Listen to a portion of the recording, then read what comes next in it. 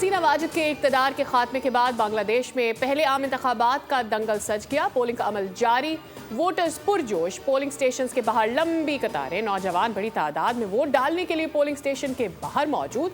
Police और army के जवानों की भारी नफरी तैनात। बांग्लादेश की पार्लियामेंट की 300 नशस्तों पर बराह रास्त इंतखाबात हो रहे हैं, जबकि खातीन के लिए 50 खुसूसी नशस्तें अलग से मुख्तस हैं। BNP और जमात इस्लामी में कांटे का मुकाबला मुतवक्के है। बांग्लादेश इलेक्शन कमीशन के मुताबिक 12 करोड़ 77 लाख से ज़ायद रजिस्टर्ड वोटर्स अपना हक़ राय दही इस्तेमाल करने के अहल हैं। बांग्लादेश के आम इंतखाबात में जेन ज़ी को किंग मेकर करार दिया जा रहा है। बांग्लादेश के आम इंतखाबात में अवाम महंगाई, बेरोज़गारी, भारतीय असर रसूख के खात्मे जैसे अहम मुतालबात के साथ अपने हुक्मरानों का इंतखाब कर रहे हैं।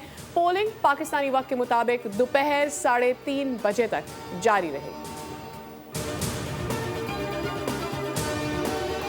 अमरीकी सदर डोनाल्ड ट्रंप से इसराइली वज़ीर आज़म नेतन्याहू की मुलाकात। नेतन्याहू बाज़ाब्ता तौर पर बोर्ड ऑफ पीस में शामिल। अमरीकी सदर ने कहा, नेतन्याहू के साथ मुलाकात मस्बत रही। मैंने ईरान के साथ मुज़ाकरात जारी रखने पर जोर दिया। ईरान से मुमकिना डील को तरजीह दी जाएगी। ईरान से मुज़ाकरात में देखा जा रहा है कि डील होती है या नहीं। डील ना होने पर पिछली बार ईरान के खिलाफ मिडनाइट ऑपरेशन किया, इस बार देखेंगे मुज़ाकरात का क्या नतीजा निकलता है।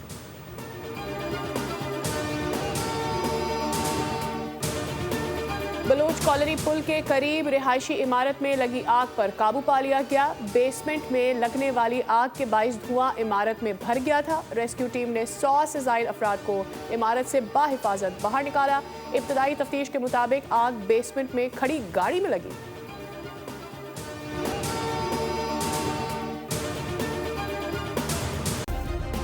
सब्सक्राइब करें और बेल दबाएं ताकि कोई खबर रह न जाए।